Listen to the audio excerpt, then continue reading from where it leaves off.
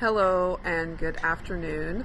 My name is Pam and I am from America, and I am just reaching out and kind of giving my viewpoint of how the COVID-19 is here in America.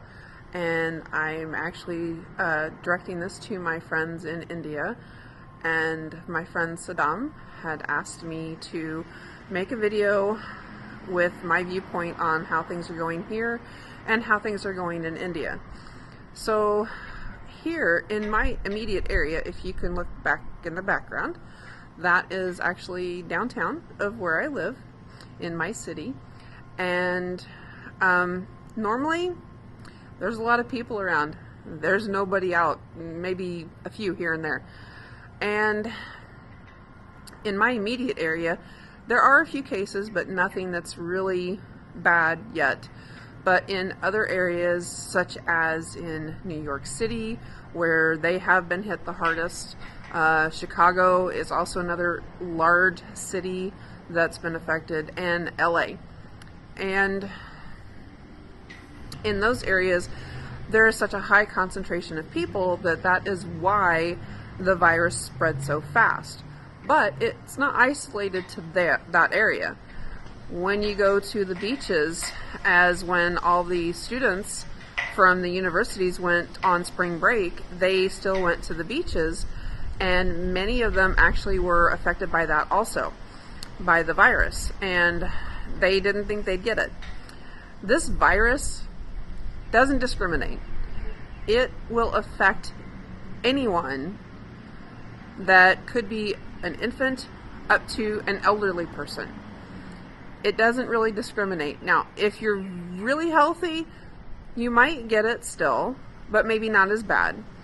But if you have a low immune deficiency in your body, then you are more prone to be affected by the virus. Those that have asthma, or maybe have chronic heart problems, different things like that will definitely affect how it will affect you and how it affects anybody that you know. But it spreads faster than you think, because someone can have it and not realize it, and then they infect friends and people they don't know just by passing them. So there's no guarantee that you're not going to spread this. But if you take the precautions that the CDC here in America, which is the Center for Disease Control, they have recommended washing your hands with soap or water. That's actually the best way to keep the germs from staying on your hands. Wearing a mask if necessary, especially if you have a cough and a sneeze already, you need to wear a mask. That way you're not coughing or sneezing into the air, because this is airborne at least for about maybe 6 to 10 feet if somebody coughs or sneezes. So those people should be wearing masks. There are some testing sites in some areas, but not in every part of the country. In my area, there's no testing site. So if you're sick and you feel like you might have the virus, they're actually recommending that you call in first and tell them your symptoms, and from that they will determine if you just need to stay home or if you do need to come in and get tested. You know, at the hospital level there are testing kits, but there were supposed to be like testing sites in many parts of the country, and so far I haven't seen any. So needless to say, most people are only going to get checked if they think they have it. So, as I said, here in America, the virus definitely has spread exponentially in many states. There are some states that it's actually not affected as much. But we are not on full lockdown. Our markets are still open. You know, gas stations is what we call ours. They're petrol stations. They're open, and other places are open too. But like dentists' offices, theaters, and malls, those are all closed. There's no service like that whatsoever. Restaurants are open, but for to-go orders only. So many businesses are actually being affected by this very badly. I actually personally know a restaurant owner. It's a family-owned business, and I know this is hurting them. So, we need to help support our friends and our neighbors, our small businesses, when all this starts to open back up. In my state, we're still not quite at that point where we're going to open fully, but in most places, some places are opening up now already. Others are having to wait for another 2 weeks, maybe another 4 weeks before they can open back up. And currently I've been off work since the 13th of March. I have a wonderful company that I work for, and I have a job when this is over. I have a job, but currently they are definitely taking precautions, and they're not opening back up just yet. So I'm looking forward to returning to work soon, hopefully. But for the most part, in most areas, we're doing good.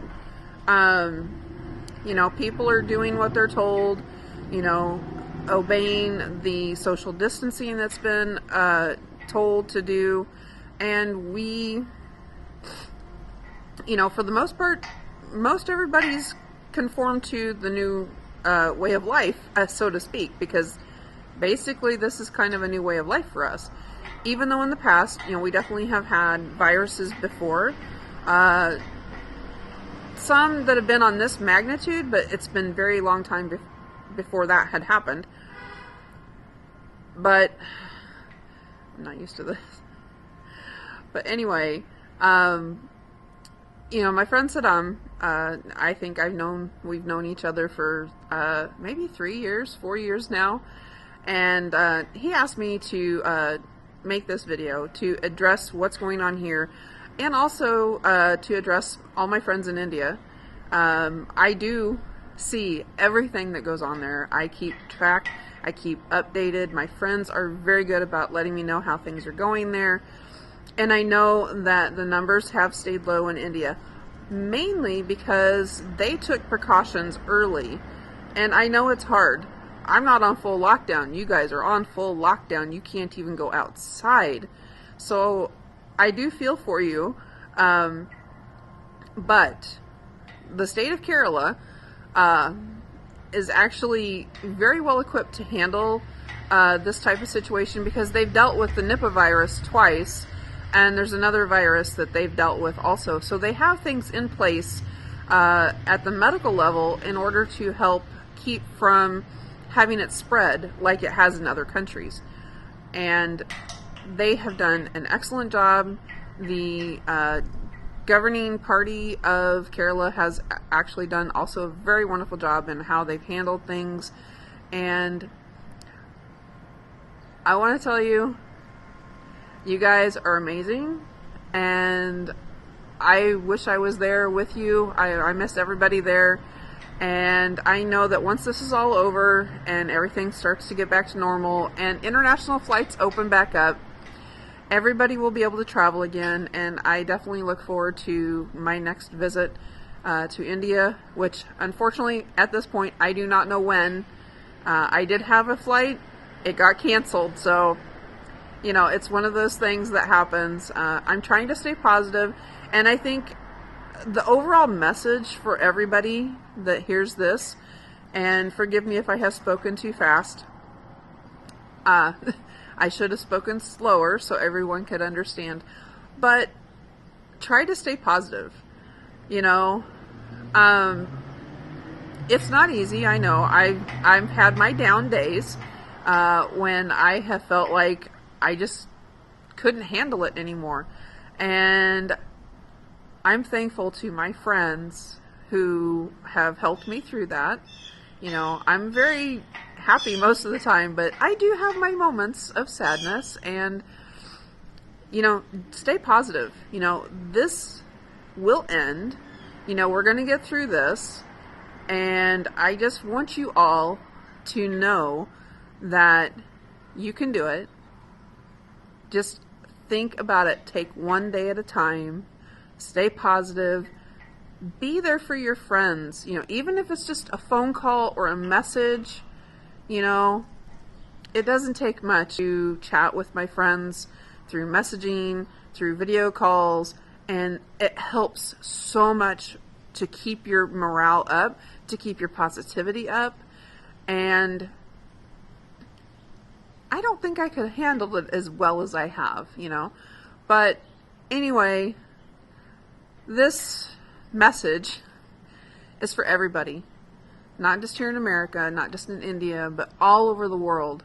I have friends in almost every country, and we're going to get through this, and we're going to do a really awesome job. So take care, and another good afternoon from my country, and I will kind of show you what I can of downtown. And see, there's one car. There's only been a few vehicles go past. So anyway, I hope you all have a wonderful day or a wonderful night wherever you are, and just know that we'll get through this. Just stay positive. Take it one day at a time. Thank you.